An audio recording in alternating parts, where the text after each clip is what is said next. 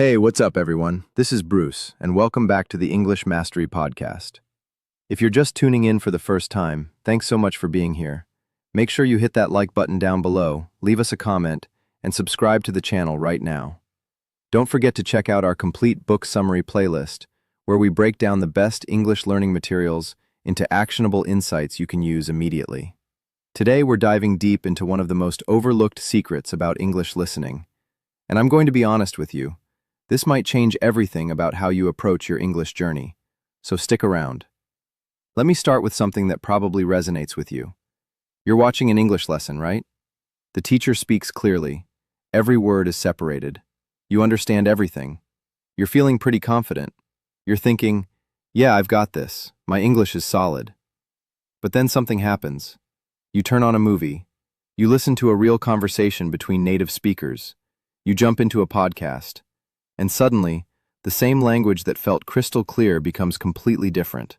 It becomes fast. It becomes messy. It becomes almost impossible to follow. Does this sound familiar? Here's what usually happens next. You start questioning yourself. You think maybe your English is actually weak. Maybe you didn't learn as much as you thought. Maybe native speakers are just speaking too fast. And then that old doubt creeps in. The voice that says, you know what? Maybe this language just isn't for me. Maybe I'm just not built for English fluency. But I want you to hear this clearly. Your English is not weak.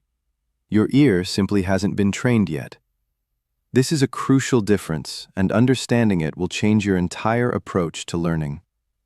There's a massive gap between lesson English and real English, and nobody really talks about it. In lessons, English is clean. It's slow. It's protected. Someone is speaking specifically for learners. Every word is pronounced with full clarity. Grammar is perfect. There's time to process. But real English? Real English is alive. When native speakers talk to each other, they're not thinking about you. They're not slowing down. They're moving fast because that's how real communication works. Words connect together. Sounds disappear. Sentences blend into each other. Pronunciation changes, stress shifts, emotion flows through the speech. Think about how a teacher might say, "What are you going to do?" Every word is clear, separated, perfect. But in real conversation, it sounds completely different. The words blend. Some syllables disappear. It might sound like, "What are you going to do?" And if your ear was only trained on the textbook version, that's going to sound like a completely different phrase. Same thing happens with "I want to go." In lessons, 4 separate, clear words. In real life, it becomes more like "I want to go," or even "I'm gonna go." The teacher says, "Did you eat?" Clear pronunciation. Real English? More like, "Did you eat?" Or just, "Do you eat?" The meaning is identical, but the sound is completely different. And here's the problem. Your brain recognizes written English. You can read it perfectly. Your mind understands the grammar. You've memorized so much vocabulary. But your ear hasn't learned how English actually changes when real people speak naturally. So you understand with your eyes, but you struggle with your ears. This is exactly why subtitles feel so easy. Subtitles give your eyes the answer, and your eyes are already trained. But real listening? That forces your ear to work, and your ear hasn't had the training. So listening without help feels impossible. Here's what I want you to understand. This isn't about you being weak at listening. This is about your ear being untrained for real English. And the beautiful part? That can change. Training changes everything. Okay, so let's talk about something that's probably killing your listening speed. Translation. Most of you are doing this right now, and you don't even realize it. Your ear hears English, then your brain tries to catch the words. Then your mind translates those words into your first language. Then it tries to understand the meaning. Then it prepares a response. But while all of this is happening, the speaker has already moved forward. You're stuck behind, still trying to understand something that already passed. This is why translation is so dangerous for listening. When you read a book, translation can work. You can stop, go back, check the word, think about it slowly. But listening doesn't work that way. Listening happens in real time. The speaker doesn't pause while your brain searches for the translation. The conversation keeps moving. And every moment you spend translating, you miss the next piece. By the time you understand the sentence, the speaker's already 4 sentences ahead. Your brain can never catch up. This creates so much pressure and anxiety. A lot of learners think translation is a safe bridge. It feels safe because you know exactly what the words mean. But in listening, translation becomes a wall. It blocks the direct connection between English sound and English meaning. You hear the sentence, but instead of understanding it directly, your mind sends it through another language first. That extra step is what makes you tired. That extra step is what makes you panic. That extra step is what makes you miss the next sentence. Let me give you an example. Someone says, "I'm running late." A trained ear doesn't stop and translate each word separately. The ear instantly understands the situation. This person is rushing. They're going to arrive after the expected time. But an untrained ear might think, running means moving with legs. Late means not on time. What does this mean together? By the time they figure it out, the speaker's already moved on. The goal here is to train your brain to understand English directly without passing through your first language. When you hear, "that makes sense," your brain should immediately understand the idea. When you hear, "I see what you mean," your brain should instantly grasp the message. When you hear, "let me think about it," your mind shouldn't break it into grammar. It should understand the whole thing as one message. This is how fluent listeners work. They don't translate every word. They recognize meaning instantly because they've heard the same sounds and phrases thousands of times. Their brain has built strong connections between English sound and English meaning.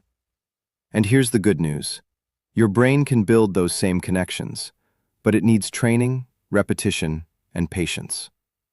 The first step is stopping yourself from forcing translation. When you listen to English, don't ask what's the translation, ask what's the meaning. These aren't the same question. Translation turns English into another language. Meaning keeps English inside English. Translation slows your brain down. Meaning keeps your brain direct. When you hear, "I'm not sure," don't translate it word by word. Just feel the meaning. This person is uncertain. When you hear, "it depends," don't translate it. Feel the meaning. The answer changes based on the situation. When you hear, "I'll get back to you," don't analyze every word. Feel the meaning. This person will reply later. This is direct listening. At first, it might feel difficult because your brain has a translation habit from years of language learning. But habits can change. Every time you hear a common phrase and understand it directly, your translation habit becomes weaker. Every time you repeat a phrase with meaning instead of translation, your English brain becomes stronger. Every time you listen without forcing translation, you teach your mind that English can be understood inside English. A powerful practice is meaning repetition. Take one short sentence, repeat it many times while feeling the meaning.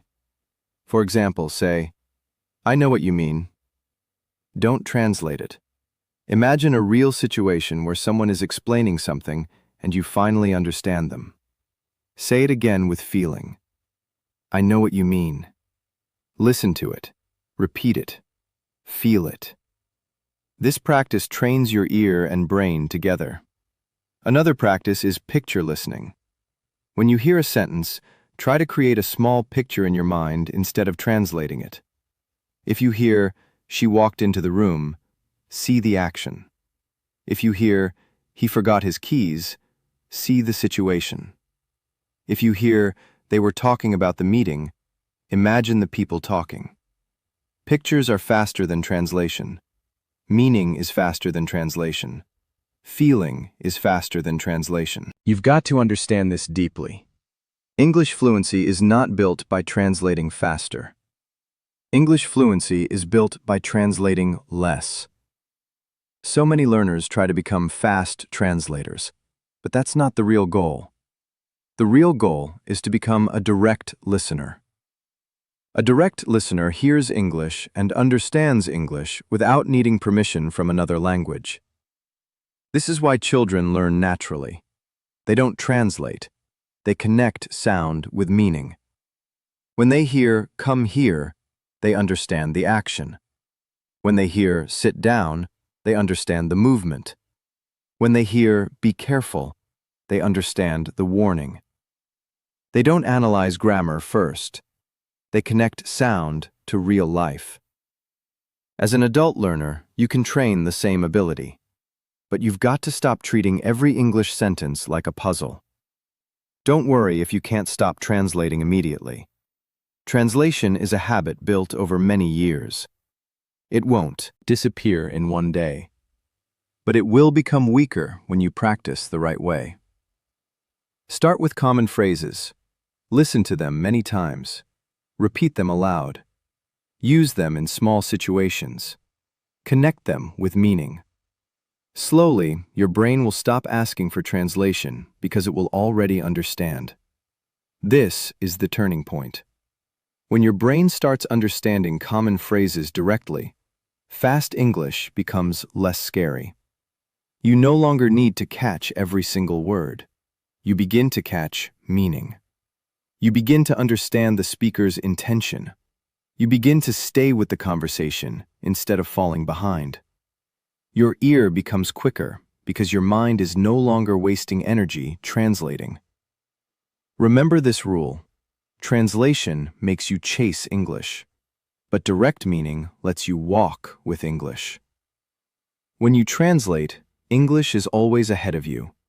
When you understand directly, English is beside you. You're present. You're calm.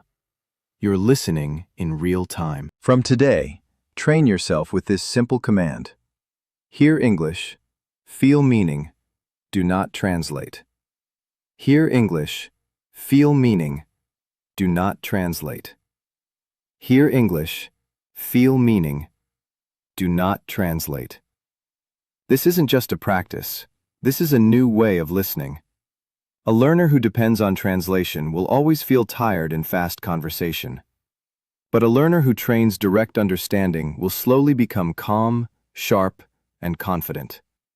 Your ear will catch more. Your brain will panic less. Your response will become faster. And one day, you'll realize that English is no longer entering your mind as a foreign code. It's entering as meaning. That's the power of this approach. Let me tell you about something that changed my understanding of listening completely.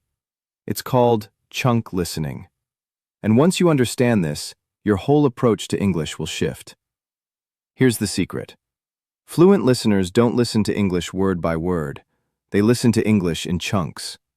This one idea can transform your entire listening journey. Because most learners are struggling, not because they don't know English. They're struggling because they're trying to catch every single word separately. They listen like they're picking stones one by one from the ground, while native speakers are speaking in flowing groups of meaning. By the time the learner catches one word, the speaker has already moved through the whole sentence. The brain becomes tired, confused, and late. Fast English becomes painful when your ear is trying to separate everything. You hear a sentence and your mind starts chasing individual words. What was that word? What did he say? Did she say can or can't? Was that going to or going to? Was that want to or wanna? While your brain is busy fighting one small sound, the rest of the message disappears. This is why so many learners say, I understood some words, but I missed the meaning. They caught pieces, but they missed the whole picture. Real English doesn't come to your ear like a list of separate words. Real English comes in sound groups. These sound groups are called chunks. A chunk is a small group of words that works together like one meaning. For example, when someone says, I don't know what you mean, A fluent listener doesn't hear every word separately. The fluent listener hears the whole phrase as one meaning. The person doesn't understand your point. The ear catches the group. The brain understands the idea. The conversation continues smoothly. This is why chunks are so powerful. They reduce pressure. They make listening faster. They help your brain understand meaning without needing to analyze every word. When your ear learns chunks, English stops sounding like random noise and starts sounding like familiar patterns. You begin to recognize phrases before you fully think about them. You hear at the end of the day, and you instantly understand that the speaker is about to summarize something important. You hear to be honest with you, and you instantly understand the speaker is about to say something direct. You hear, "I was just about to," and your brain expects an action that almost happened. This is how advanced listening works. Fluent speakers speak in patterns, and fluent listeners hear in patterns. Beginners listen for words. Advanced learners listen for meaning groups. This is why someone can know thousands of English words and still struggle in conversation, while another learner with fewer words can understand better. Their ear knows common spoken chunks. Vocabulary alone is not enough. Your ear must know how words live together in real speech. Think about your own language. You don't listen to every word separately. You recognize common phrases automatically. When someone speaks, your brain doesn't stop and analyze each word. You understand the whole idea because you've heard those patterns thousands of times. English must become the same. The goal is not to force your brain to become a machine that catches every word. The goal is to train your ear to recognize common English patterns so quickly that meaning appears naturally. Let me look at a simple example. A learner might know the words, "What do you?" "want to," and "do." But when a native speaker says, "What do you want to do?" it might sound like, "What do you want to do?" The learner becomes confused because the written words and the spoken chunk don't sound the same. But a trained ear doesn't panic. It recognizes the whole sound as one common question. It doesn't need to separate every piece. It hears the chunk and understands the meaning. This is the difference between knowing English on paper and hearing English in real life. On paper, words look separate. In real speech, words join hands.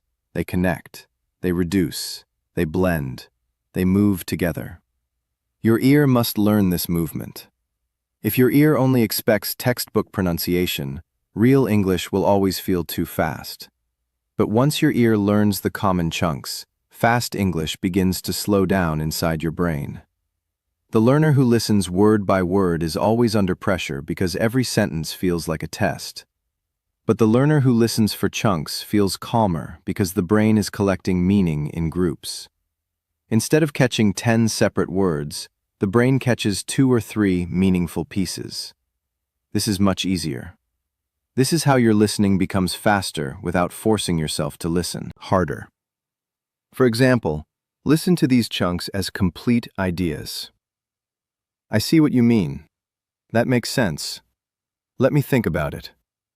I was about to say that. I don't feel like it. It depends on the situation. That's not what I meant. I'm not sure about that. These are not just sentences. These are listening tools. When your ear hears them again and again, your brain begins to recognize them automatically in real conversations. This is why memorizing isolated vocabulary is not enough. If you memorize the word depend, you know one word. But if you learn the chunk "it depends," you can understand and use a real spoken phrase. If you memorize the word mean, you know one word. But if you learn "what do you mean?" and "I know what you mean," your listening becomes more useful. If you memorize the word about, you know one small word.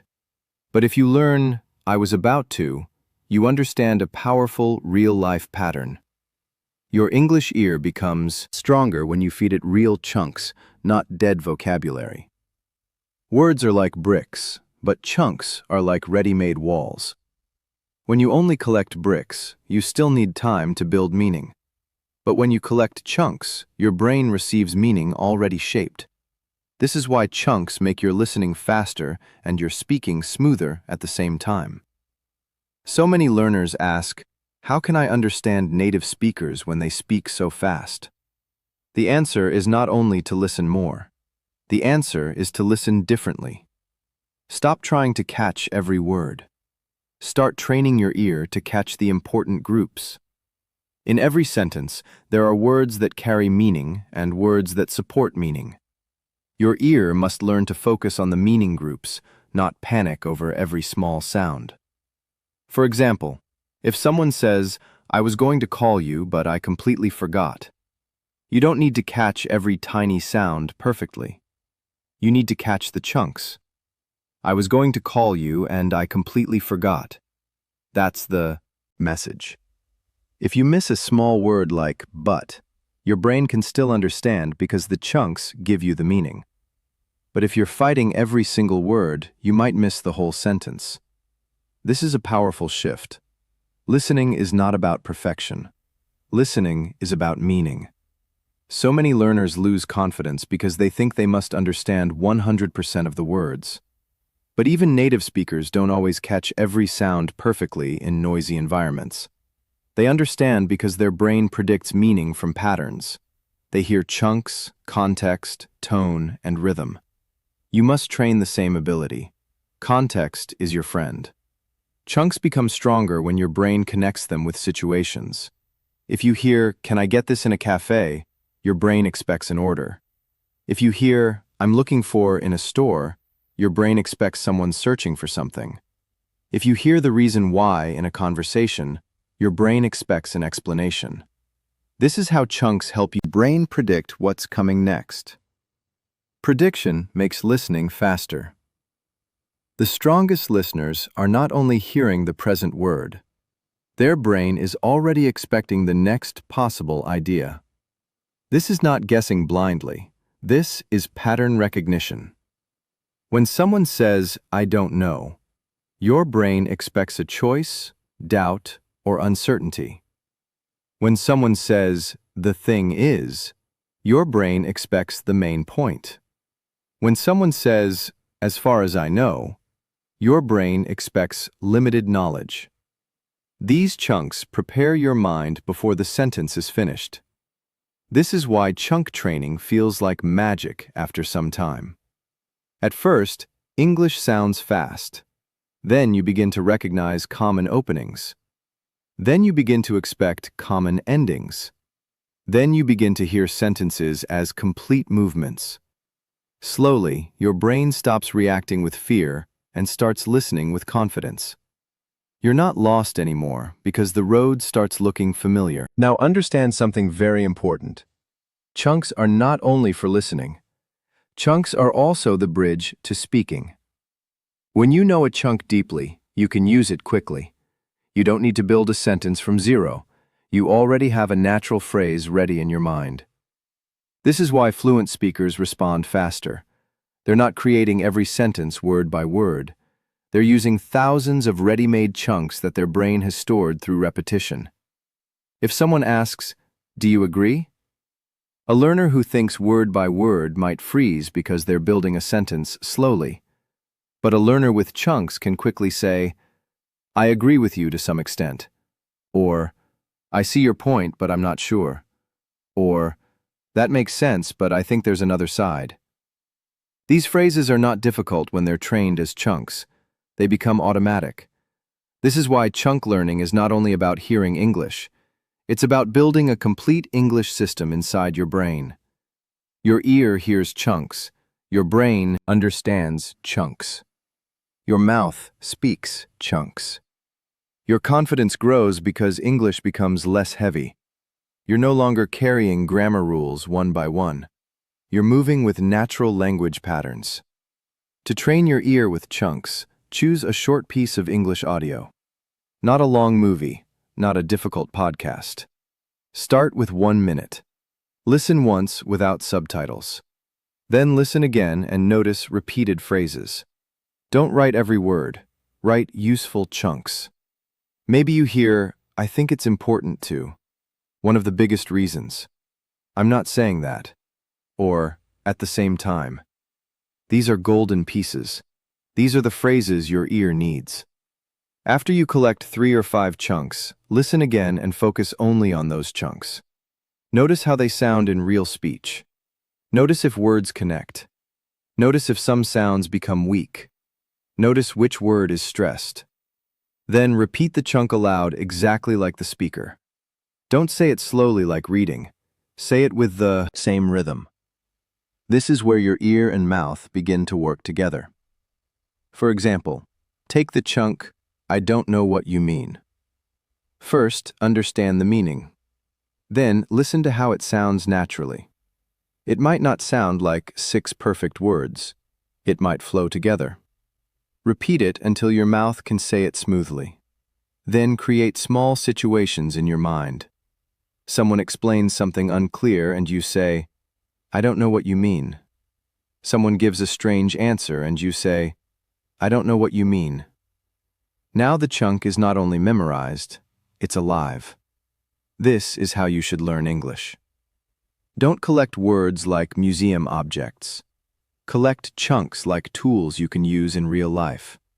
A word alone might sit in your memory for years without helping you speak, but a chunk can enter your listening and speaking immediately. It has rhythm. It has meaning. It has situation. It has power. If you want to understand fast English, you've got to understand one truth that most learners completely ignore. English is not spoken like it is written. English is not only words placed in order. English is sound, rhythm, stress, emotion, speed, and music. When learners study English only through books, subtitles, grammar rules, and written sentences, they often believe that every word should sound clear, equal, and separate. But real English doesn't work like that. Real English moves like music. Some words become strong, some words become weak, some sounds disappear, some sounds connect. Some sentences rise like a question, some fall like a final decision. Until your ear learns this hidden music, fast English will always feel harder than it really is. Most learners make the same mistake. They listen to native speakers and think they're speaking too fast. But sometimes the problem is not speed, the problem is rhythm. The speaker might not be speaking extremely fast, but because the words are connected and the weak sounds are reduced, your ear cannot separate the meaning. It feels fast because your brain is trying to hear every word with full pronunciation. But native speakers don't give every word full pronunciation. They speak with natural stress and flow. Your ear is waiting for textbook English, but real English is arriving like spoken music. This is why you might understand the sentence when you read it, but miss it when you hear it. On paper, the sentence, I'm going to talk to him about it, looks simple. You know all the words. But in real speech, it might sound closer to, I'm going to talk to him about it. The small words move quickly. The sound changes. The rhythm changes. The words connect. Your eyes can understand the written sentence, but your ear must be trained to understand the spoken shape. This is why listening is not only vocabulary. Listening is sound recognition plus rhythm recognition. English has a heartbeat. That heartbeat is stress. In English, not all words receive the same energy. Important words are usually stressed because they carry meaning. Less important words are often reduced because they support the sentence. This is one of the biggest secrets of English listening. If your ear is trying to hear every word equally, you will struggle. But when your ear learns to follow the stressed words, meaning becomes clearer. You stop chasing every tiny sound and start following the main message. For example, in the sentence, I really need to talk to you. The words that carry the strongest meaning might be really, need, talk, and you. The smaller words move quickly around them. A learner might try to catch every piece equally, but a fluent listener catches the important beats. The sentence has music. I really need to talk to you. The stressed words guide the meaning. Once your ear learns to hear stress, English becomes less like noise and more like a pattern. This is why English can feel strange to learners whose first language gives more equal stress to words. English is stress-timed. This means the language moves from one strong beat to the next. The weak sounds between the strong beats often become shorter, softer, or faster. This is why English sometimes feels like it's jumping. Native speakers are not trying to make it difficult. They're following the natural rhythm of the language. Your job is not to fight that rhythm. Your job is to train your ear to hear it. Think of English like a song. In a song, some notes are strong and some are soft. Some are long and some are short. The beauty comes from movement. If every note had the same strength, the song would sound robotic. English is the same. If you pronounce every word with equal power, your speaking sounds unnatural. If you expect every word to be equally clear when listening, your understanding will be slow.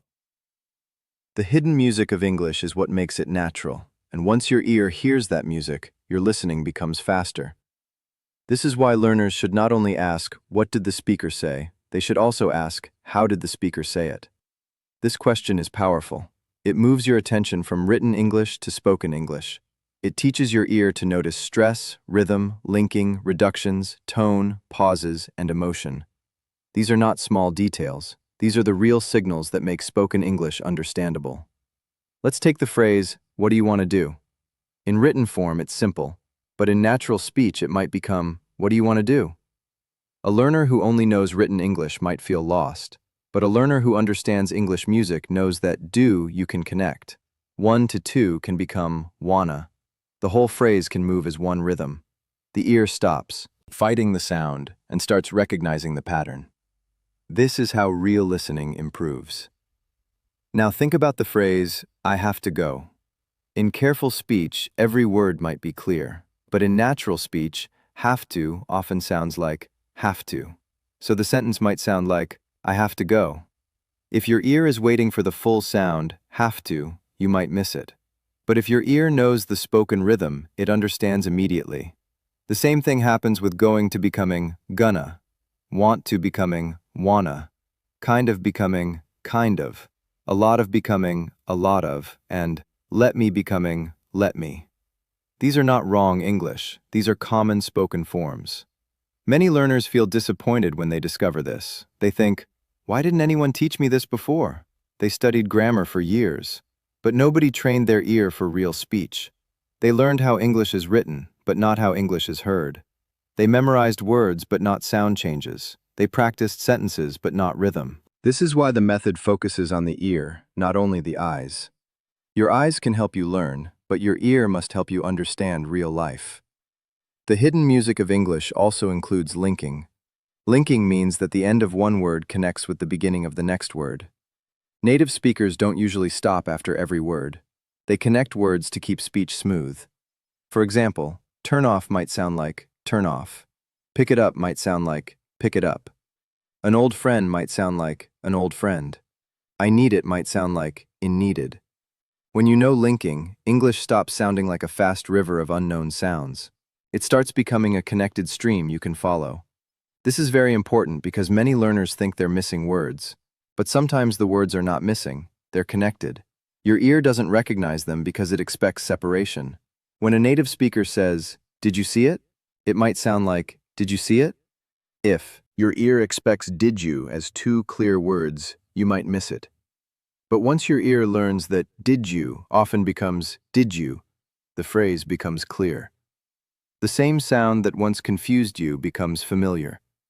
This is how listening changes. At first, everything sounds fast and unclear. Then you learn one pattern. Suddenly, that pattern appears everywhere. You hear "can" in videos. You hear "wanna" in conversations. You hear "have to" in interviews. You hear "did you" in questions. You realize real English has patterns. It is not random. It is not impossible. It is trainable. This realization gives you confidence because the problem no longer feels mysterious. You know what to train. Another part of English music is reduction. Reduction means some words become weaker in natural speech. Small grammar words often become soft because they're not the main meaning. Words like to, for, of, and are, you, do, have, might be reduced depending on the sentence. This is why you might not hear them clearly. The speaker is not hiding them, the The language is simply giving more energy to the important words and less energy to the small support words. For example, I'm going to the store might not sound like every word is strong. The word to might become very weak. The sentence flows towards store because that's the important destination. In she's looking for a job, the word for might become softer because the main meaning is looking and job. Your ear must learn to follow the strong words and accept that weak words might not sound full. This is not failure. This is real listening. When learners don't know reduction, they panic. They think, I missed a word, so I missed the sentence. But a trained listener knows that not every word needs equal attention.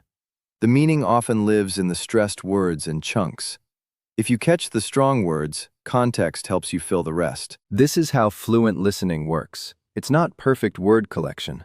It's meaning recognition through sound, rhythm, context, and expectation.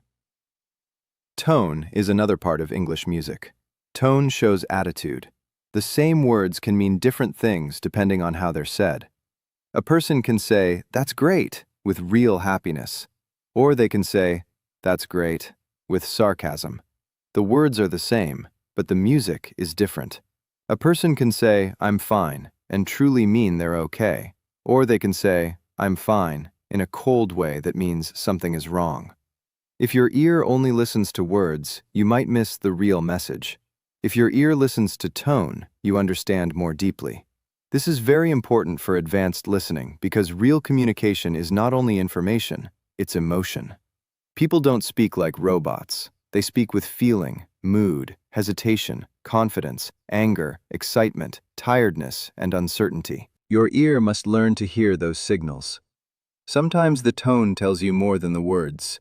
Sometimes the pause tells you more than the sentence. Sometimes the stress on one word changes the meaning completely. For example, listen to the sentence, "I didn't say he stole the money." If the speaker stresses I, it means someone else might have said it.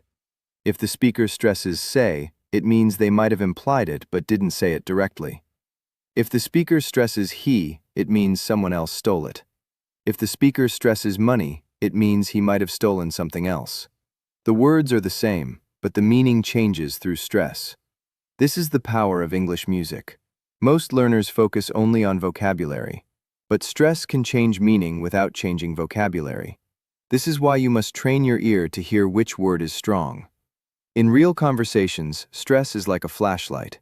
It shows you where the speaker wants your attention. When you learn to follow that flashlight, listening becomes easier and deeper. Pauses are also part of the music. Native speakers don't pause only at the end of written sentences.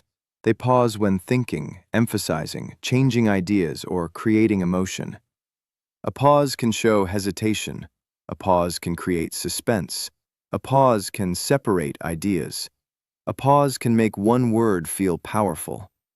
If you ignore pauses, you might miss the structure of speech.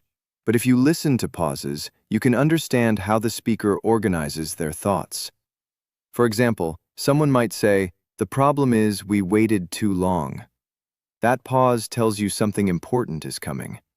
Someone might say, "I wanted to help, but I didn't know how." The pause shows hesitation or emotion. Someone might say, "Listen, this is important." The pause creates attention. These small moments are not empty, they're part of communication. A trained English ear hears them. This is why English listening must become active. You're not only receiving words, you're reading sound, you're hearing stress, you're feeling rhythm, you're noticing tone, you're following chunks, you're predicting meaning. This might sound like a lot, but with training, it becomes automatic.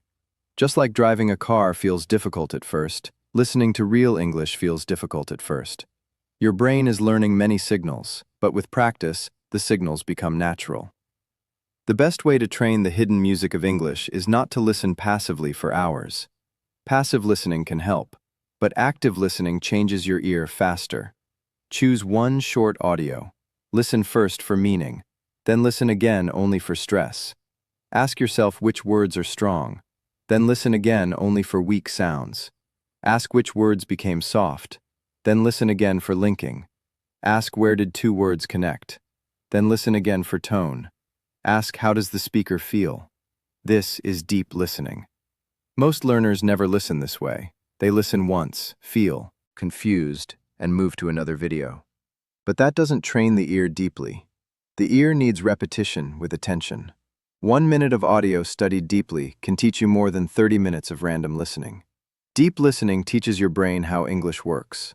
Random listening only exposes you to sound, but deep listening trains recognition. Another powerful practice is music shadowing. In normal shadowing, you repeat the words. In music shadowing, you copy the rhythm before you even worry about perfect words. You listen to one sentence and copy the rise, fall, stress, and speed. You almost treat the sentence like a melody. Even if your pronunciation is not perfect, copying the rhythm trains your ear and mouth to move with English. This is one of the fastest ways to sound more natural and understand more naturally. For example, take the sentence, "I don't really know what you mean." Don't say every word with equal force. Listen to the music. Maybe the speaker stresses really know and mean. The small words move around those strong beats. Repeat it with the same flow. I don't really know what you mean. When you copy this rhythm again and again, your mouth learns natural English. Your ear becomes better at recognizing it when others speak.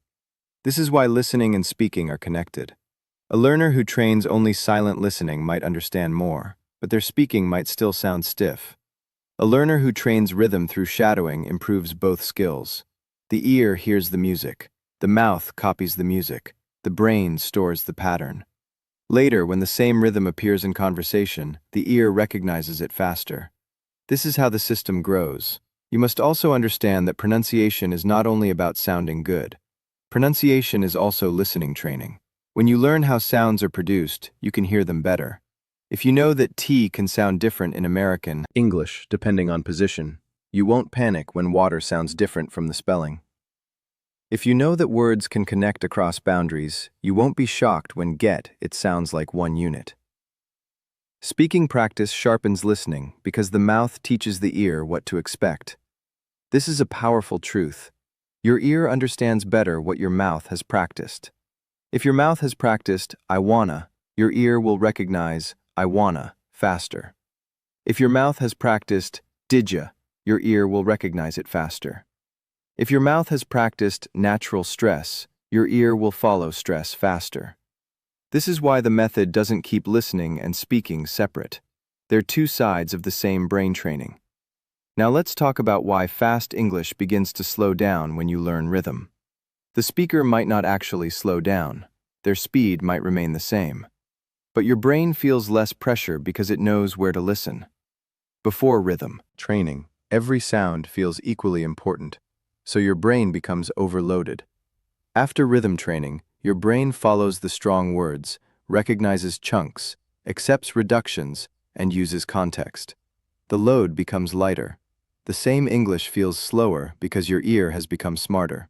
This is like listening to a song you know well. The first time you hear it, the words might feel fast. After hearing it many times, you can follow the melody, predict the next line, and recognize the rhythm. The song didn't slow down. Your brain became familiar with it. English works the same way. Familiar rhythm creates listening speed. This is why repeated listening is so powerful. When you repeat the same audio, your ear begins to notice details it missed before. The first time you might only understand the topic. The second time you catch more words. The third time you notice stress. The fourth time you hear linking. The fifth time you begin to feel the rhythm. The 10th time the audio feels much easier. The speaker didn't change. Your ear changed. Most English learners are not failing because they don't listen enough. They're failing because they listen in the wrong way. They keep jumping from one video to another, one podcast to another, one lesson to another. They think that if they consume thousands of English videos, their brain will suddenly become fluent. But the truth is much deeper than that. Listening once to many things gives your ear exposure. But listening many times to the right thing gives your ear training. Exposure shows your brain that English exists. But repetition teaches your brain how English works. This is one of the biggest turning points. You've got to stop treating English listening like entertainment. Start treating it like training. Entertainment says, I heard it once, now give me something new. Training says, I will listen again until my ear catches what it missed. Entertainment gives temporary motivation. Training creates permanent change. Entertainment makes you feel busy. Training makes you better. If you truly want to understand fast English without translating, you must build a relationship with repetition. Repetition is the bridge between confusion and familiarity. The first time you hear real English, your brain is under pressure. It's trying to catch sounds, recognize words, understand meaning, follow rhythm, notice stress, and control panic all at the same time. That's a heavy job. This is why the first listening often feels difficult. You might understand only a few words. You might catch the topic but miss the details. You might hear familiar vocabulary but fail to recognize it in natural speed. This doesn't mean you're weak. It only means the sound is still new to your ear. But the second time you listen, something changes. Your brain is no longer completely surprised. It knows the topic. It remembers some sounds. It expects some phrases. It catches more. The third time, more words begin to separate. The fourth time, chunks begin to appear. The fifth time, rhythm begins to feel familiar. After many repetitions, the same audio that once felt fast begins to feel slower. But the speaker hasn't slowed down. Your ear has become faster. This is the secret most learners never understand.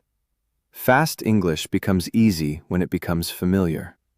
Your brain doesn't need English to be slow forever. Your brain needs enough repetition to recognize the sound patterns quickly. When a phrase is unfamiliar, even slow English can feel hard. But when a phrase is familiar, even fast English can feel clear. This is why a song becomes easier after you hear it many times. The speed is the same, but your brain knows the path. English listening works exactly like that. Think about a song in English. The first time you hear it, the lyrics might sound unclear. You might catch only a few words. But after hearing it again and again, suddenly you start singing parts of it without effort. You recognize the rhythm. You expect the next line. You know where the voice rises and falls. You can even understand words that were once hidden. What changed? The song didn't become easier. Your brain became familiar with the sound. That same principle can train your English ear. This is why repetition is not a small technique. Repetition is how the brain builds speed. Every time you listen again, your brain strengthens the connection between sound and meaning. Every repeated phrase becomes a deeper mark inside your memory. Every repeated chunk becomes easier to recognize next time.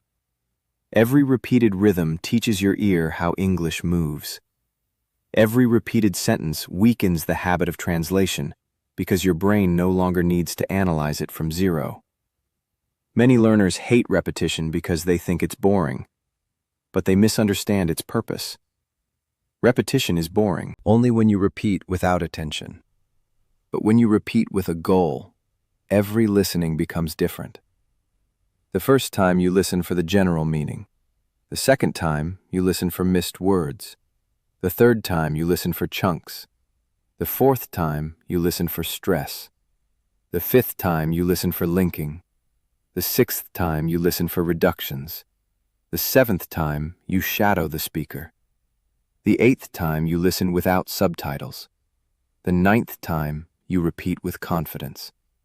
The 10th time your ear hears what it could not hear before. This is deep listening. Deep listening is not passive.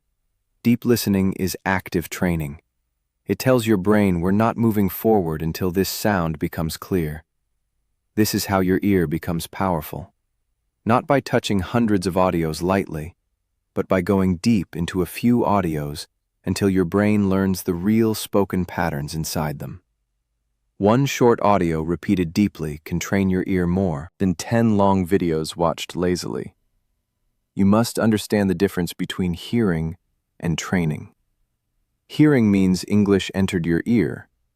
Training means your brain changed because of it. Many learners hear English every day, but their listening doesn't improve because they don't engage with the sound. They play English in the background while scrolling, eating, walking, or thinking about something else. Then they wonder why fast English is still difficult. Background listening can help with comfort, but it cannot replace focused repetition. If your attention is not present, your ear receives sound, but your brain doesn't build deep recognition. A powerful listener doesn't only ask, "How many hours did I listen?" A powerful listener asks, "How deeply did I listen?" One focused minute can be more valuable than one distracted hour. If you listen to one sentence 10 times and finally hear the linking, reduction, stress, and meaning, that sentence has trained your ear. But if you listen to 1 hour of English and understand nothing deeply, your brain might feel tired, but it's not transformed. This is why you need selected repetition. Don't repeat random English that's too difficult, too fast, or too long. Choose English that's slightly above your level. It should challenge you, but it shouldn't destroy your confidence. If the audio's too easy, your ear won't grow much. If it's too hard, your brain will panic and give up. The best training audio is the one where you understand maybe 60 or 70% at first. Through repetition, you can bring it to 80, 90, and then almost complete understanding. This process builds confidence because you can feel progress. At first, you listen and feel confused. Then you repeat and understand more. Then you check the text and discover the missing words. Then you listen again, and suddenly those missing words become clear. This gives your brain proof. It tells you, "I am improving." Confidence doesn't come from empty motivation. Confidence comes from evidence. Repetition gives you evidence. Many learners lose confidence because they keep choosing new difficult content every day. Every new audio makes them feel like a beginner again. They never stay long enough with one piece of English to see improvement. So their brain collects failure after failure. They listen once, feel bad, move on. Listen once, feel bad, move on. Listen once, feel bad, move on. This creates a dangerous belief. I cannot understand English. But the real problem is not ability. The real problem is that they never gave their ear enough repetition to win. Don't do that to yourself. Give your ear the chance to succeed. Choose one audio and stay with it until it becomes familiar. Let your brain experience the beautiful feeling of understanding something that was once unclear. That feeling is powerful. It creates momentum. It makes you believe, if I can understand this after repetition, I can understand more. This belief is the fuel of long-term fluency. Repetition also reduces fear. The unknown creates fear. Familiar sound creates calm. When English is new, your brain feels threatened because it cannot predict what's coming. But when you repeat the same audio, the sound becomes known. Your brain relaxes. When your brain relaxes, listening improves. Panic blocks understanding. Calm opens understanding. This is why repeating the same English is not wasting time. It's teaching your nervous system that English is not danger. English is pattern. English is sound. English is meaning. English can be understood. This matters because many learners don't only have a listening problem, they have listening anxiety. The moment English starts, their body becomes tense. Their mind says, "I will not understand." Their confidence drops before the speaker even finishes the first sentence. Repetition heals this because repeated listening removes the shock. The sound that once attacked you becomes familiar. The sentence that once confused you becomes clear. The voice that once felt fast becomes normal. Slowly, your body stops reacting with fear. This is why the method is not only about ears, it's about the whole learner. It trains the ear, but it also trains patience, confidence, calmness, and trust. You begin to understand that confusion is not failure. Confusion is the first stage of training. Missing words is not failure. Missing words shows you where your ear needs practice. Repeating audio is not failure. Repeating audio is the method that turns unclear sound into clear meaning. Now let's talk about subtitles. Many learners use subtitles in the wrong way. They either depend on subtitles completely or avoid them completely. Both extremes can be weak. Subtitles are not the enemy. Dependence is the enemy. Subtitles should be used like a training tool, not like a permanent crutch. If you always listen with subtitles first, your eyes do the work and your ears remain weak. But if you never use subtitles, you might keep missing the same words without knowing why. The solution is a smart repetition system. First, listen without subtitles. Let your ear work. Don't panic. Try to catch the general meaning. Then listen again without subtitles and catch more. After that, use subtitles or transcript to check what you missed. Notice the difference between what you thought you heard and what was actually said. This moment is gold. This is where your ear learns. Then remove subtitles and listen again. Now your ear will hear what your eyes helped you notice. This is how subtitles become training, not cheating. For example, you might hear a sentence and think the speaker said something unclear. Then you check the transcript and see the phrase, "I was supposed to."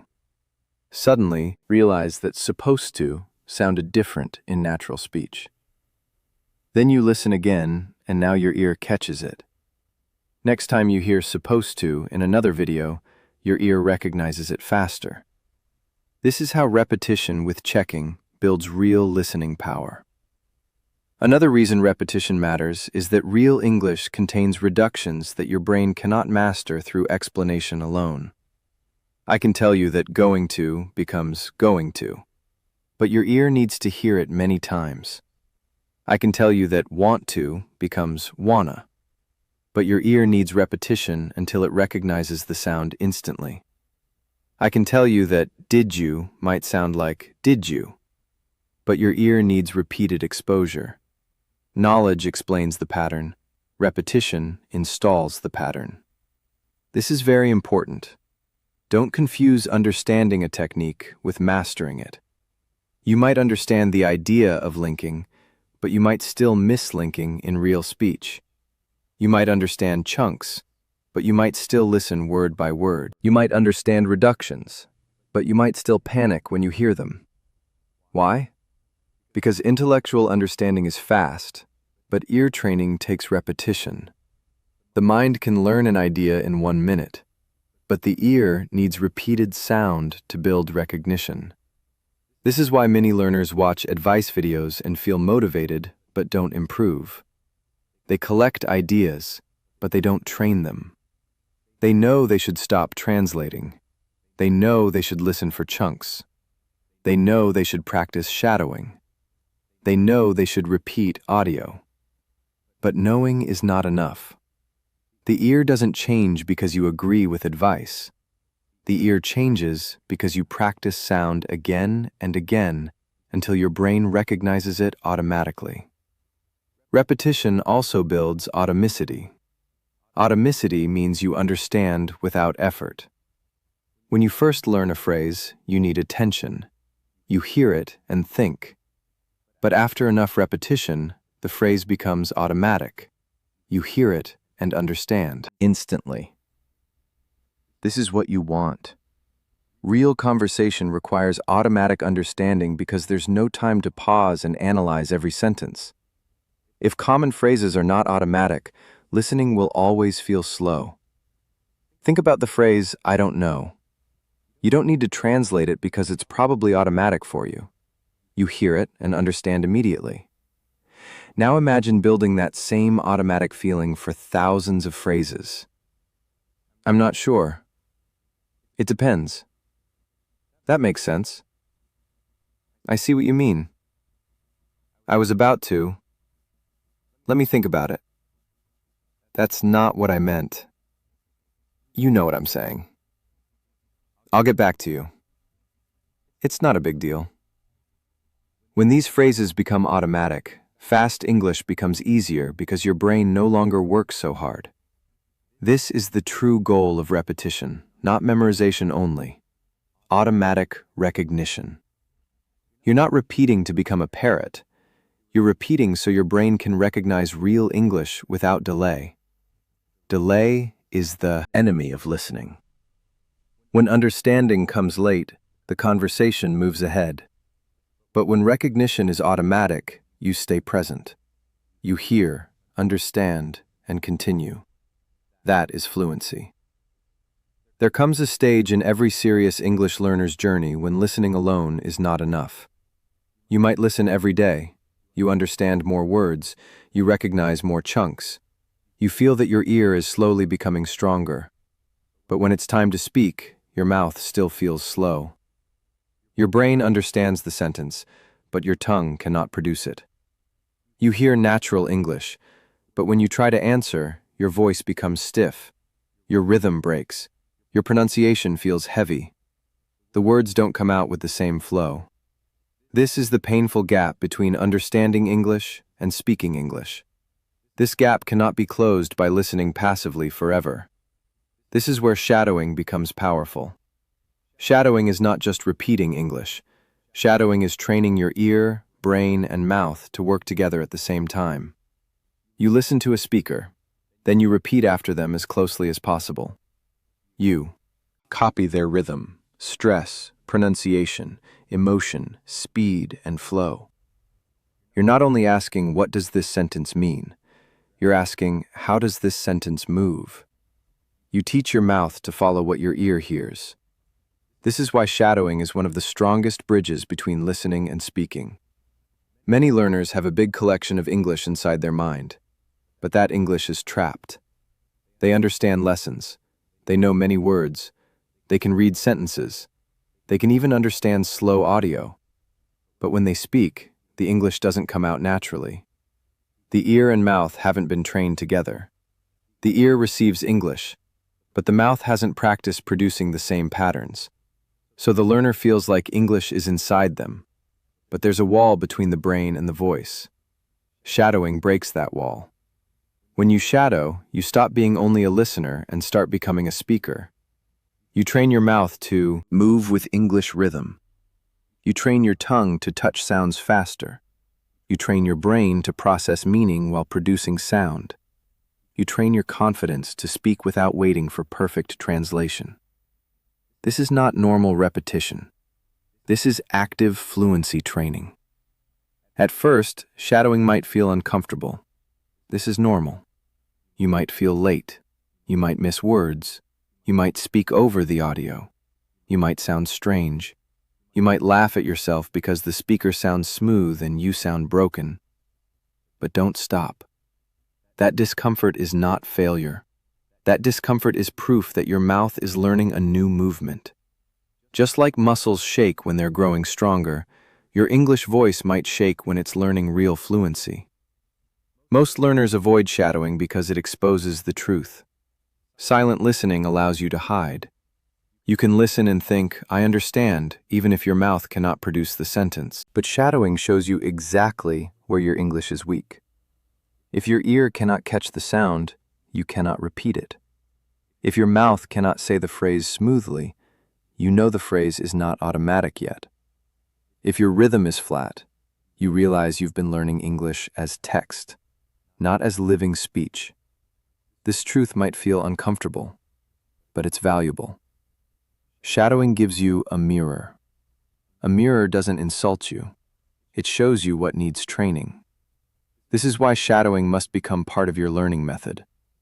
The real goal is not only to understand fast English.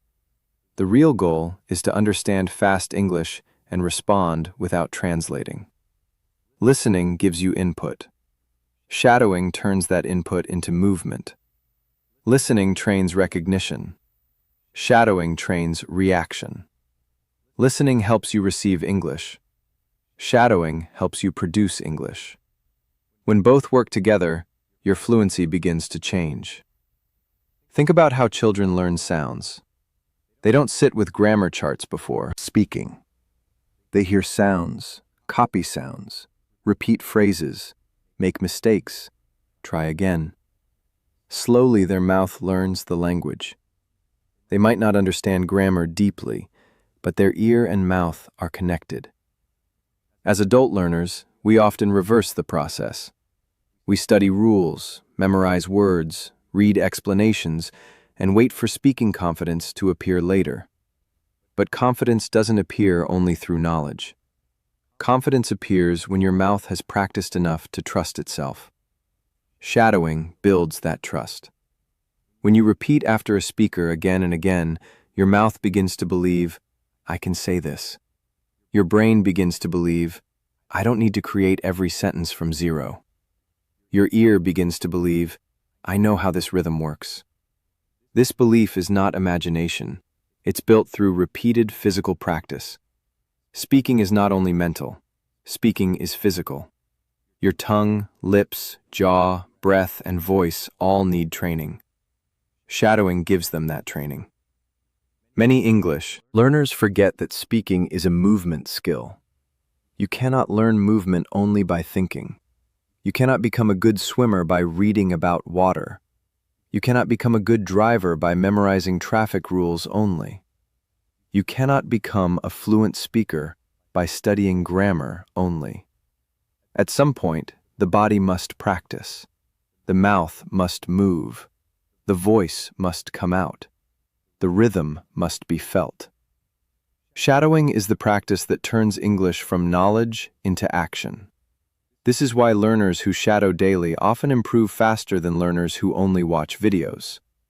The person who only watches might understand more, but the person who shadows begins to speak more naturally. Shadowing forces English to leave the screen and enter your body. It teaches your mouth the speed of real English. It teaches your breath the length of English phrases. It teaches your voice the rise and fall of natural speech. It teaches your brain to respond without overthinking. At the beginning, don't choose very fast or difficult audio. Many learners make this mistake. They take a movie scene, a fast interview, or a complicated podcast. They try to shadow it immediately. Then they feel defeated because they can't keep up. Shadowing should challenge you, but it shouldn't destroy your confidence. Start with clear, natural English. Choose a short sentence, then a short paragraph, then a short audio. Build strength step by step. Your first goal is not speed. Your first goal is accuracy and rhythm. If you try to copy speed before your mouth understands the movement, you'll only create stress. Slow shadowing is better than panicked shadowing. Listen to one sentence, pause, repeat it, listen again, repeat again.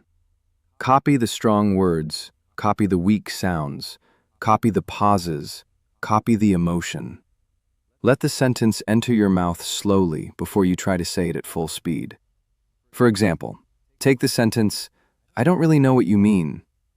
A beginner might read it word by word with equal stress, but natural English has movement. The speaker might stress really, no, and mean. The smaller words might flow around them. If you shadow this sentence correctly, you're not only practicing pronunciation, you're practicing the music of English. You're training your mouth to sound connected, not broken. This is the real power of shadowing. It makes you copy the invisible parts of English. A textbook can show you words, but shadowing shows you rhythm. A dictionary can show you meaning, but shadowing shows you movement. A grammar book can show you structure, but shadowing shows you life. English becomes alive when you hear it, feel it, and speak it with the same flow. Many learners speak English with correct words, but unnatural rhythm. They say every word separately. They give equal power to small words and important words. They pause in strange places. They sound like they're reading even when they're speaking. This doesn't mean their English is bad. It means their mouth hasn't absorbed the rhythm yet. Shadowing fixes this by giving the mouth a model. The learner no longer invents the rhythm. They copy it from real speech until it becomes natural. This is why you should shadow with emotion, not only with sound. If the speaker sounds excited, copy the excitement. If the speaker sounds serious, copy the seriousness. If the speaker sounds calm, copy the calmness. If the speaker sounds surprised, copy the surprise. This might feel strange at first, but it's powerful because real communication is emotional. If you only copy the words, your English might still sound flat. If you copy the feeling, your English becomes more alive. English is not only about saying correct sentences. English is about sounding like you mean what you say. A flat voice can make even good English feel weak. A natural voice can make simple English feel confident. Shadowing trains this confidence because it teaches you how English carries emotion. You begin to hear how speakers show certainty, doubt, excitement, disagreement, kindness, and seriousness through tone. Then your own speaking becomes stronger. Shadowing also helps you stop translating because it trains speed. When you shadow, you don't have time to translate every word. The audio is moving and your mouth must follow. This forces your brain to stay inside English.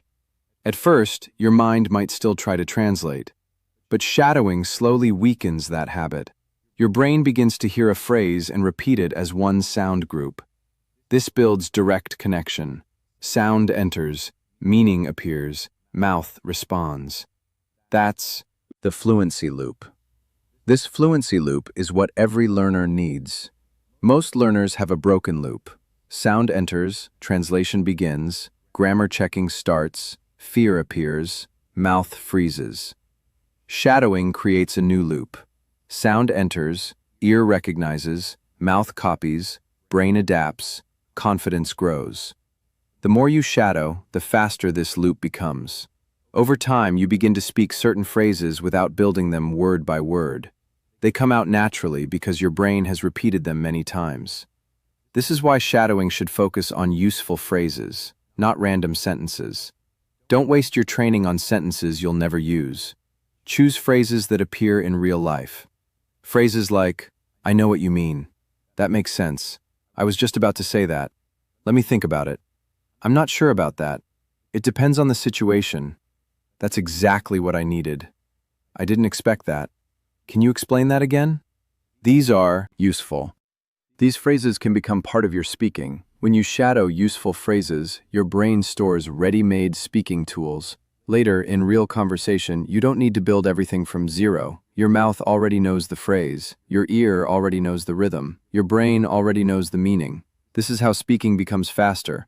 Fast speaking doesn't come from thinking faster in your first language. It comes from having English patterns ready inside your mind. Many learners freeze in conversation because they try to create every sentence from nothing. They search for grammar, choose words, translate ideas, and worry about mistakes at the same time. This is too much pressure. Shadowing reduces that pressure by giving you ready patterns. You practice them so deeply that they become automatic. Then, when you need them, they appear quickly. This is why shadowing is not only pronunciation practice, it's response training. It prepares your brain for real moments. When someone says something you understand, you need a response. If your mouth has practiced natural responses through shadowing, you'll speak faster. You won't be perfect, but you won't be silent. For many learners, breaking silence is the first real victory. Silence becomes a habit when the mouth is not trained. A learner hears English, understands some of it, but doesn't respond because the mouth feels unsafe. The brain says, "Wait, translate first. Check grammar first. Don't make mistakes. Don't sound foolish." By the time the learner is ready, the moment is gone. Shadowing trains the mouth to move before fear becomes too strong. It builds speaking courage through repetition. This doesn't mean you should speak carelessly. It means you should train your voice to trust English movement. Confidence is not the absence of mistakes. Confidence is the ability to continue even with mistakes. Shadowing helps because it gives your voice daily practice. A voice that practices every day becomes less afraid. A mouth that moves every day becomes less stiff.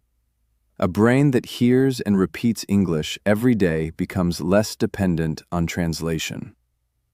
Another powerful benefit of shadowing is pronunciation awareness. Many learners cannot hear their own mistakes because their ear is not trained. They think they're saying the sentence correctly, but when they compare themselves with the speaker, they notice differences. Maybe their stress is wrong. Maybe they're pronouncing every word too separately. Maybe they're missing the weak sounds. Maybe their sentence is too flat. This comparison is not something to fear. It's how improvement begins. When you shadow, record your voice sometimes. Then listen to the original speaker and your recording. Don't insult yourself. Don't say, "My English is terrible." Say, "What is one difference I can improve?" Maybe the speaker connects, "pick it up," but you say 3 separate words.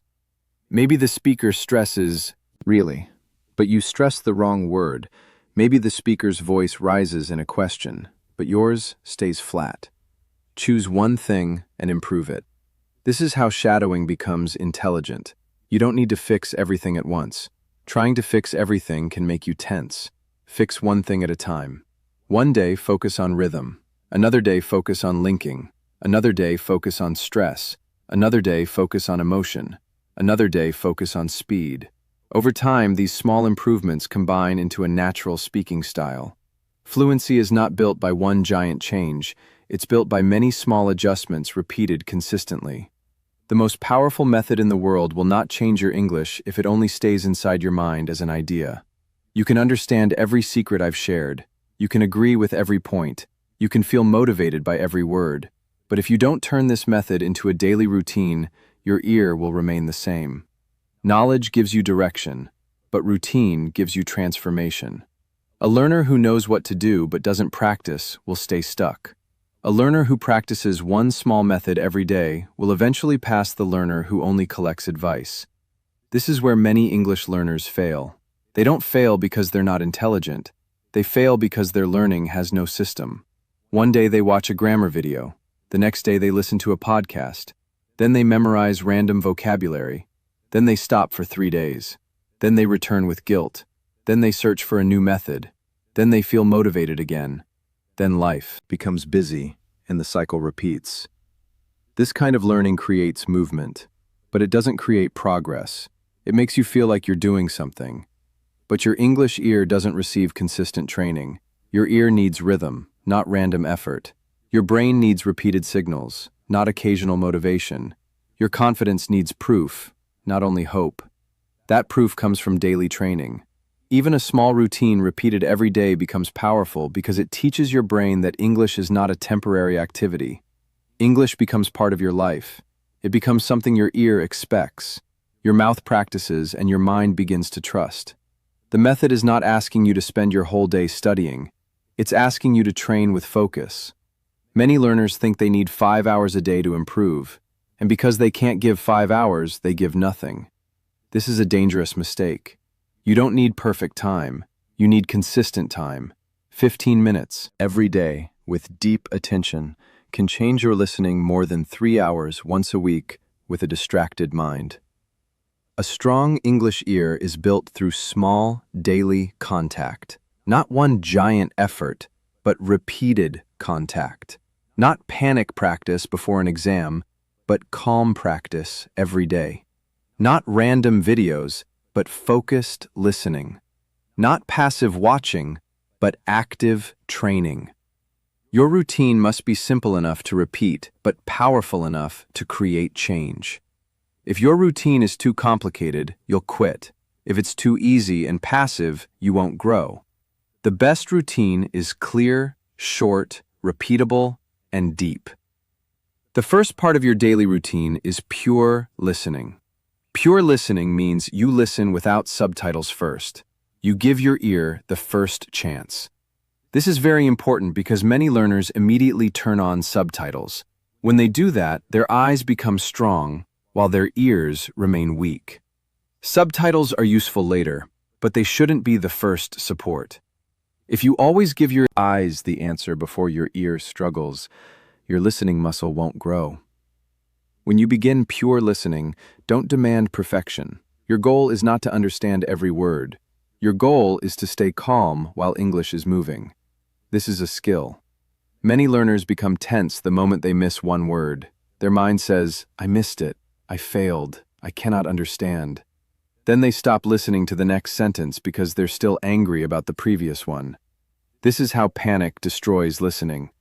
Pure listening trains you to stay present. Even if you miss a word, you continue. Even if you miss a sentence, you continue. You train your brain to follow the flow instead of freezing. Choose a short audio, not 10 minutes, not 30 minutes, not a full movie scene. Start with 1 minute or 2 minutes. This is enough if you use it deeply. A short audio allows you to repeat, check, shadow, and master it. Long audio often makes learners feel productive, but they miss too much and train too little. A short audio gives your ear a clear target. It says, "This is what we're training today." Listen once without subtitles. Ask yourself only one question. What is the main idea? Don't ask, "Did I catch every word?" Don't punish yourself for missing details. Just catch the topic. Maybe the speaker is talking about confidence. Maybe they're explaining a problem. Maybe they're telling a story. Maybe they're giving advice. The first listening is for direction, not perfection.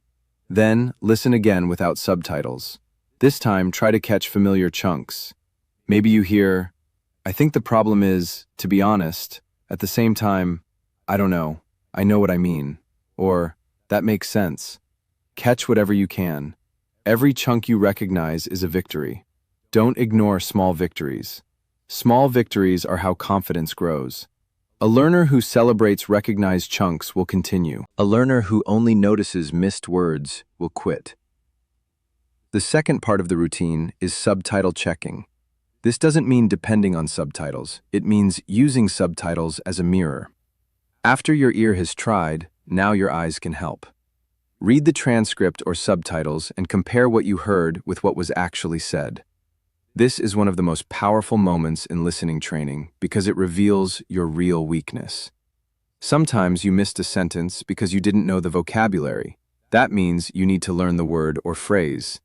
Sometimes you knew every word but didn't recognize the sound. That means your problem is not vocabulary. It's spoken English recognition. Sometimes the words connected.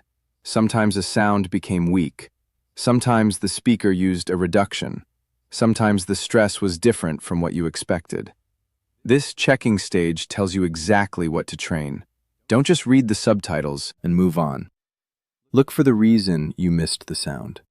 Ask, was it too fast or was it connected? Ask, did the speaker reduce a word?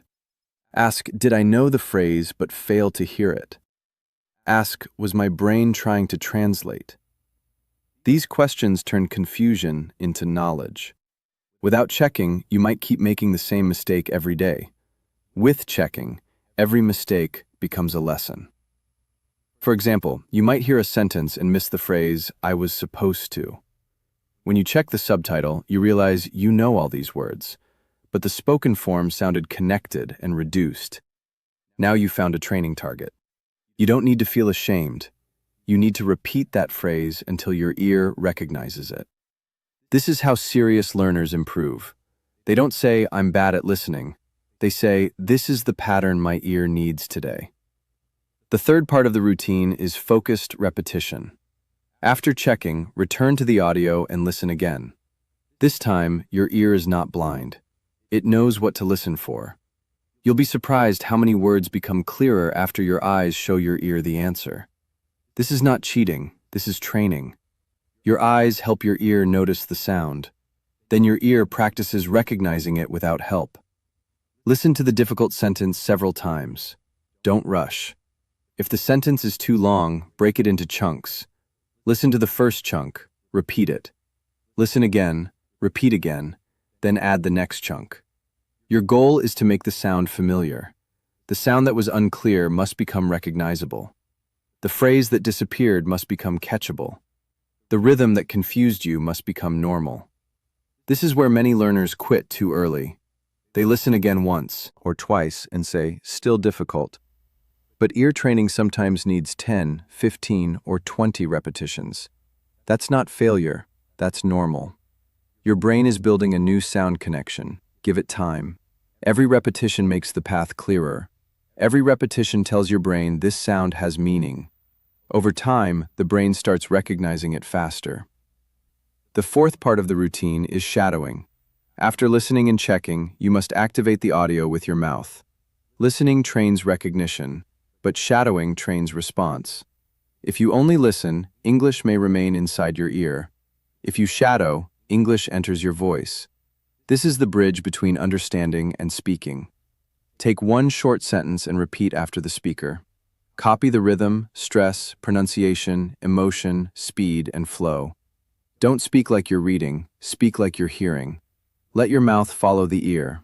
If the speaker says the sentence smoothly, don't break it into separate words. If the speaker stresses one word, stress it. If the speaker pauses, pause. If the speaker sounds serious, sound serious. This kind of imitation trains your whole English system. At first, you might sound slow or unnatural. That's fine. Your mouth is learning. Don't expect your voice to become smooth immediately. You're training muscles that may have never moved this way before. English has different sound patterns from your first language. Your mouth needs time to adapt.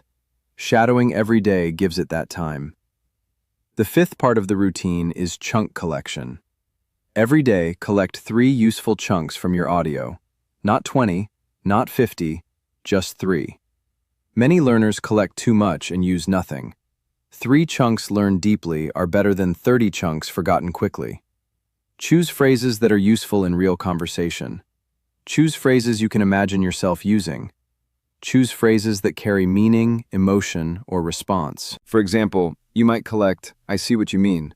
That's not what I expected." And, "Let me think about it." These chunks are valuable because they're practical. After collecting them, don't just write them, say them. Listen to them. Shadow them. Use them in your own examples. Make them part of your speaking memory. A chunk is not truly yours until you can use it. If you only write it in a notebook, it belongs to the notebook. If you repeat it with your voice, it begins to belong to your mouth. If you use it in your own sentence, it begins to belong to your brain. If you use it in real conversation, it becomes part of your English identity. So after collecting a chunk, create your own examples. If the chunk is, "It depends on," say, "It depends on the situation." "It depends on the weather." "It depends on how much time we have." If the chunk is, "I was about to say," say, "I was about to leave." "I was about to call you." "I was about to." Explain that. This is how one chunk becomes many sentences. This is how your speaking grows without memorizing grammar rules separately. The sixth part of the routine is meaning practice. This is where you train your brain to stop translating. Take one phrase and feel the meaning directly. If you hear, "I'm running late," don't translate it. Imagine someone hurrying, checking the time, and arriving late. If you hear, "That makes sense," imagine someone understanding an idea. If you hear, "I'm not sure," feel uncertainty. Meaning must become faster than translation. This practice might look simple, but it's powerful because it builds direct English understanding. Your brain has a habit of translating because that's how it feels safe. But the more you connect English sound with meaning directly, the weaker translation becomes. You're teaching your brain that English doesn't need to pass through another language before it becomes clear. The seventh part of the routine is self-speaking. This is where you stop only copying and begin creating. After listening, checking, repeating, shadowing, and collecting chunks, speak for 1 minute about the same topic in your own words. Don't write first. Don't translate first. Just speak. It might be slow. It might be imperfect. It might be simple. That's okay. The goal is to activate English. If the audio was about confidence, speak about your confidence. If it was about daily habits, speak about your daily habits. If it was about learning English, speak about your English journey. Use 1 or 2 chunks from the audio. This connects listening input with speaking output. This is how your English becomes alive. Many learners keep English trapped inside input. They listen, read, watch, and understand, but they never produce enough. Then they wonder why speaking is still hard. Speaking becomes easier when you give your brain daily output practice. Even 1 minute matters. 1 minute every day becomes 30 minutes a month. 30 minutes of active speaking is far more powerful than 0 minutes of perfect silence. Don't judge your 1-minute speaking harshly. Record it sometimes. But don't use the recording to attack yourself. Use it to notice progress. Maybe today you used one chunk naturally. That's progress. Maybe your rhythm was smoother. That's progress. Maybe you paused less than yesterday. That's progress. Fluency grows when you keep returning, not when you speak perfectly from the beginning. Now let's put the daily routine together in a simple flow. First, listen without subtitles and catch the main idea. Second, listen again and catch chunks. Third, check subtitles and find missed sounds. Fourth, repeat the difficult sentences. Fifth, shadow the speaker. Sixth, collect 3 chunks. Seventh, speak for 1 minute using those chunks. This routine trains your ear, brain, and mouth together. The beauty of this routine is that it doesn't need to be long. If you're busy, do it in 15 minutes. If you have more time, do it in 30 minutes. If you're serious, repeat the same audio for several days and go deeper each time. The routine can expand or shrink, but the method stays the same. Listen, check, repeat, shadow, collect, feel meaning, and speak. Consistency is more important than intensity. A learner who practices 15 minutes every day for 6 months will usually beat a learner who practices 3 hours once in a while. Why? Because the brain changes through repeated contact. Daily practice keeps English warm inside your mind.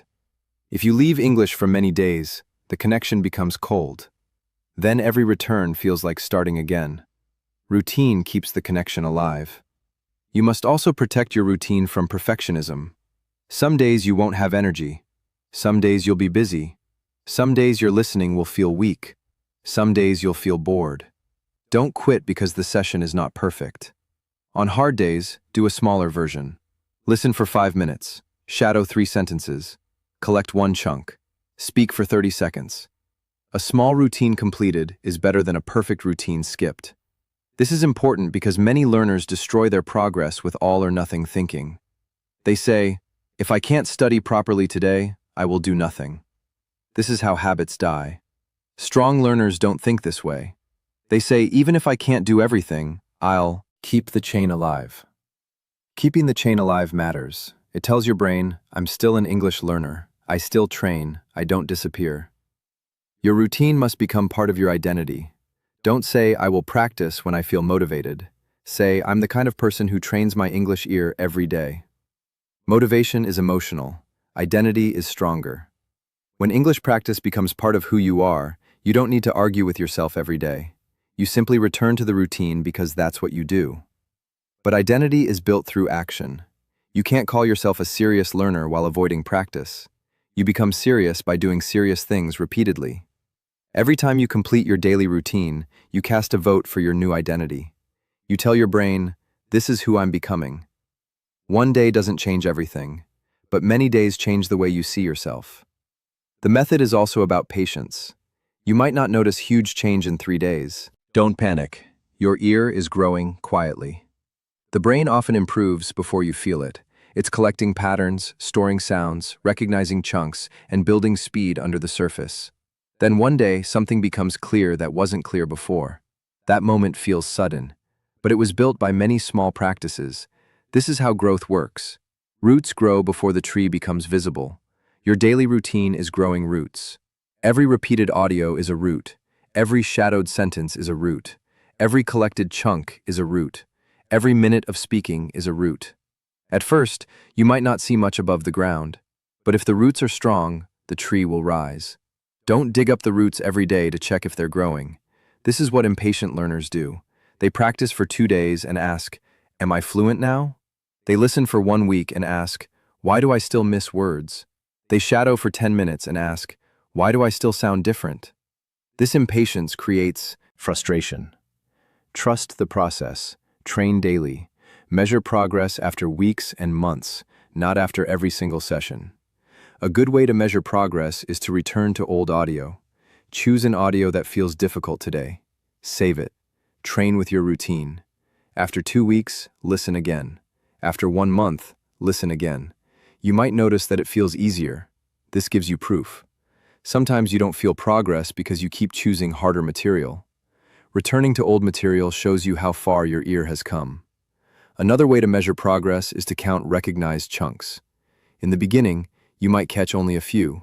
After daily training, you'll catch more. You'll start hearing phrases everywhere. I see what you mean.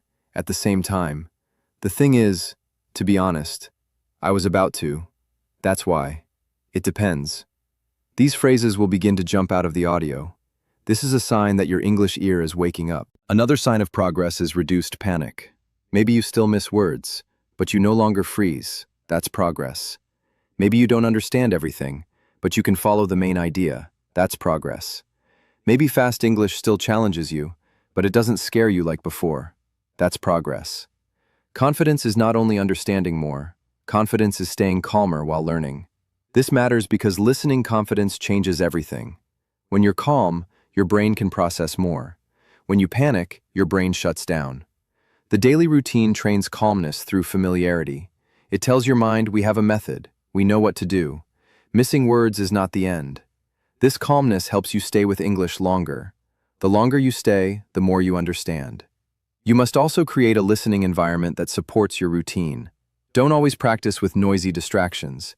Give your ear focus time. Use headphones, if possible. Choose a quiet place. Sit or walk with attention. Treat the routine like training, not background noise. English deserves your presence because your brain learns better when your attention is present. At the same time, you can use background listening for extra exposure. While walking, cleaning, or relaxing, play English you've already studied. This is important. Background listening works best with familiar audio. If the audio is completely new and difficult, your mind might ignore it. But if you've already trained it, background listening strengthens the patterns. It keeps the sound alive in your brain. So use two types of listening: focused listening for training, background listening for reinforcement. Focused listening is where you improve. Background listening is where you stay connected. Together, they create a strong English environment. Even if you live in a place where people don't speak English around you, you can build your own English atmosphere through repeated sound. Your phone can become your classroom, but only if you use it wisely. Many learners use their phones to scroll for hours, but they say they have no time for English. The truth is not always lack of time. Sometimes it's lack of control. Give English a fixed place in your day: morning after waking, night before sleep, during a walk, after lunch, before work. Choose a time and protect it. Don't wait for a perfect mood. The routine must be stronger than mood. Some days you'll feel excited. Some days you'll feel lazy. Some days you'll feel tired. The routine doesn't ask your mood for permission. It only asks for a small action. Press play. Listen, repeat, shadow, speak. That's how discipline is built. But discipline shouldn't feel like self-punishment. Make your routine enjoyable. Choose topics you care about. If you like personal growth, listen to Personal Growth English. If you like stories, listen to stories. If you like business, listen to Business English. If you like travel, listen to Travel English. Interest gives energy to attention. When the topic matters to you, your brain listens better. Still, don't choose only entertainment. Choose useful English. The best content is interesting and practical. It gives your ear real sound and your mouth real phrases. Your goal is not only to enjoy English, your goal is to become stronger in English. Enjoyment helps you continue, but training gives you results. You should also balance easy, medium, and difficult listening. Easy listening builds confidence. Medium listening builds growth. Difficult listening builds strength when used carefully. If everything is easy, you might feel comfortable but not improve deeply. If everything is difficult, you might feel defeated. The daily routine should mostly use medium material with some easy review and some difficult challenge. Easy review is important because it reminds your brain that you can understand English. Many learners only attack themselves with difficult content. Their confidence becomes weak. Listen sometimes to audio you understand well. Shadow it smoothly. Feel your progress. Confidence needs success. Then return to challenging audio with more strength. Difficult content should be used like heavy weight in the gym. Not all day, not without control. Use short pieces, repeat deeply. Don't judge yourself if you miss a lot. Difficult audio shows you future training areas. It's not proof that you're bad, it's proof that there are more patterns to learn. Another important part of your routine is review. Don't collect chunks and forget them. Review yesterday's chunks before learning new ones. Review last week's audio. Review difficult phrases. Review is what turns short-term learning into long-term ability. Without review, your notebook becomes a graveyard of forgotten English. With review, your notebook becomes a garden that keeps growing. Review doesn't need to be long. Take 3 old chunks and say them aloud. Use them in new sentences. Listen to an old audio once. Shadow a paragraph you practiced before. These small review moments strengthen memory. The brain keeps what it meets again. If you want English to stay, bring it back repeatedly. You can also create a personal phrase bank. This is not a normal vocabulary list. A phrase bank is a collection of useful chunks you want to understand and use. Write phrases, not single words. Write, I'm looking forward to it, not only forward. Write, that's not what I meant, not only meant. Write, I have no idea, not only idea. Phrases are closer to real speaking than isolated words. But don't let the phrase bank become too big and dead. Keep it alive by speaking from it. Every day, choose a few phrases and use them in your self-speaking. The phrase bank should feed your mouth, not only decorate your notebook. If a phrase never enters your voice, it's not fully learned. Your routine should also include days of lighter practice. This prevents burnout. Some learners start with extreme energy and practice too much. Then they quit. Don't burn yourself. Build a routine you can continue. English fluency is not a one-week challenge. It's a long journey. The best routine is the one you can repeat for months. Consistency beats intensity. If you miss a day, don't destroy yourself with guilt. Return the next day. Many learners miss one day and then disappear for weeks because guilt becomes heavy. Don't let one missed day become a broken identity. A serious learner is not someone who never misses. A serious learner is someone who returns quickly. Return without drama. Press play again. Continue. This mindset protects your long-term growth. Perfectionism says, I missed a day. I failed. Discipline says, I missed a day. I returned today. Choose discipline. Choose return. Choose continuation. English doesn't require a perfect learner. It requires a consistent learner. Now imagine your daily routine after 30 days. You've listened to many short audios. You've repeated difficult sentences. You've shadowed real rhythm. You've collected useful chunks. You've spoken for 1 minute many times. Your ear is not the same. Your mouth is not the same. Your confidence is not the same. Maybe you're not fluent yet, but you're no longer stuck in the same way. You have movement. You have a method. You have proof.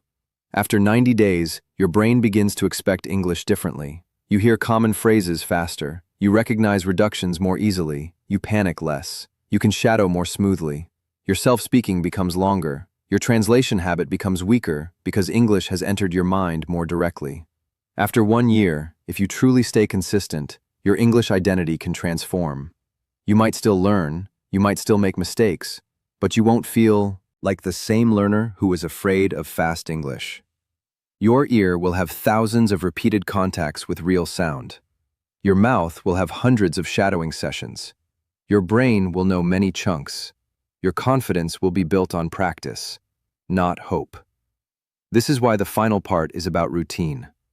The method becomes real only when it becomes daily. A book can inspire you, but your routine will build you. A lesson can show you the road, but your routine makes you walk. A title can attract you, but your daily training transforms you. The English ear method is not something you read once and leave. It's something you practice until your ear changes. From today, make a simple promise. I will not only learn English with my eyes, I will train my ear. I will not only understand lessons, I will prepare for real English. I will not only collect vocabulary, I will collect chunks. I will not only listen once, I will repeat deeply. I will not only stay silent, I will shadow and speak. I will not only wish for fluency, I will build it every day. This promise matters because your English future is created by your daily actions. Every day, you're either training your English ear or keeping it weak. Every day, you're either reducing translation or strengthening it. Every day, you're either building confidence or feeding fear. The choice might look small, But small choices repeated over time become a life. Don't wait for someone to give you confidence. Build it with your routine. Don't wait for native speakers to slow down. Train your ear to become faster. Don't wait for English to become easy by itself. Make it familiar through repetition. Don't wait for perfect conditions. Start with what you have. One phone, one short audio, one focused mind, one voice willing to practice. That's enough to begin. At the end of this book, remember this golden truth. Fluency is not built in one emotional moment. Fluency is built in quiet, daily practice. The world might not see you repeating one sentence 10 times. Nobody might clap when you shadow a paragraph alone in your room. Nobody might notice when you collect 3 chunks before sleeping. But your brain notices, your ear notices, your mouth notices, your future self will notice. One day you'll hear fast English and understand more than before. One day you'll answer without translating every word. One day you'll recognize chunks instantly. One day you'll speak with smoother rhythm. One day you'll realize that the small routine you repeated quietly changed everything. That day will not arrive because you wished. It will arrive because you trained. So build your daily English ear routine. Protect it, repeat it, trust it. Let it become part of you. Let English enter your ear every day, move through your brain, and come out through your voice. This is how the learner becomes a listener. This is how the listener becomes a speaker. This is how the speaker becomes confident. This is how fast English finally becomes easy. Now you understand the truth. Fast English is not your enemy. Native speakers are not speaking to defeat you. Your brain is not broken. Your memory is not weak. Your English journey is not hopeless. The real problem was simple but hidden. Your ear was never trained for the real sound of English. You learned English with your eyes. You studied words on pages. You watched lessons with subtitles. You understood grammar slowly. But real English doesn't enter your life through a textbook. Real English enters through sound, speed, rhythm, chunks, emotion, and natural flow. This is why the method was created. Not to give you another list of grammar rules, not to make you memorize more random vocabulary, not to tell you to work harder without direction. This method teaches you how to train the doorway through which real English reaches your brain. That doorway is your ear. When your ear becomes stronger, your whole English changes. Listening becomes clearer. Speaking becomes smoother. Pronunciation becomes more natural. Confidence becomes deeper. Slowly, the habit of translation becomes weaker because your brain begins to understand English as English. Never forget what you learned today. You learned that lesson English and real English are different. You learned that translation makes you late in fast conversation. You learned that fluent listeners don't catch every word separately. They hear chunks of meaning. You learned that English has hidden music, rhythm, stress, linking, reductions, and tone. You learned that repetition is not boring when used correctly. Repetition is the road from confusion to familiarity. You learned that shadowing connects your ear with your mouth and turns silent understanding into speaking power. You learned that a daily routine is what transforms a method from an idea into a real skill.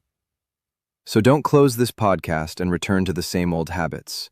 Don't keep saying English is too fast while training your ear too little. Don't keep depending on subtitles forever. Don't keep translating every sentence and then wondering why your listening is slow. Don't collect new videos every day without repeating deeply. From today, become a different kind of learner. Become the learner who listens with focus, repeats with patience, shadows with courage, collects chunks with purpose, and speaks even when the voice is not perfect yet. Your English will not change in one magical night, but it can change through one serious decision repeated every day. One short audio, one focused session, one difficult sentence repeated until it opens, one chunk practiced until it becomes natural, one shadowing practice that makes your mouth stronger, 1 minute of self-speaking that teaches your brain to respond without fear. These small actions might look simple, but if you repeat them, they'll build a new English ear inside you. There will be days when English still feels fast. There will be days when you miss words. There will be days when your mouth feels slow, but now you know what to do. Missing words doesn't mean failure. It means your ear has found its next training point. Confusion doesn't mean you're weak. It means the sound is still unfamiliar. Difficulty doesn't mean you should quit. It means you're standing at the edge of growth. Remember this deeply. Fast English becomes easy when it becomes familiar. English becomes familiar when you stop running away from the same sound and start training it again and again. The sentence that confuses you today can become clear. The phrase that disappears today can become automatic. The speaker who feels too fast today can become understandable. But only if you stay with the process long enough. Your goal is not to become perfect. Your goal is to become present. Present when English is spoken. Present when a real conversation begins. Present when your brain wants to translate, but you choose meaning instead. Present when your ear catches chunks. Present when your mouth responds with courage. This is real fluency. Not perfect grammar in silence, but the ability to stay connected with English while it's happening. So from this moment, train your ear like it matters, because it does. Your ear is not just for listening. Your ear is the beginning of your speaking. Your ear teaches your mouth how English moves. Your ear teaches your brain how English feels. Your ear gives confidence to your voice. When your ear becomes stronger, English stops sounding like noise and starts becoming meaning. When English becomes meaning, you stop feeling like an outsider looking at the language from far away. You begin to feel that English can belong to you. Before you leave, I want you to do something. In the comments below, write, "I will train my English ear." Write it not for me. Write it for your own future. Write it as a commitment that you're no longer going to stay stuck in the same listening struggle. Subscribe to the English Mastery Podcast if you're serious about building real English fluency. Because every episode here is made to train your mind, your ear, your voice, and your confidence. Don't forget to check out the full book summary playlist, where you'll find more breakdowns of the best English learning materials. Hit that like button, leave a comment, share this with someone who needs to hear this. Your support helps us keep bringing you this content. This is Bruce with the English Mastery Podcast. Train your ear, calm your brain, stop translating, repeat deeply, shadow daily, speak with courage, and one day, the fast English that once confused you will no longer sound like a wall, it will sound like a road, and you will finally know how to walk on it with confidence and ease. Thanks so much for listening. I'll see you in the next episode. Keep training that ear. Bye.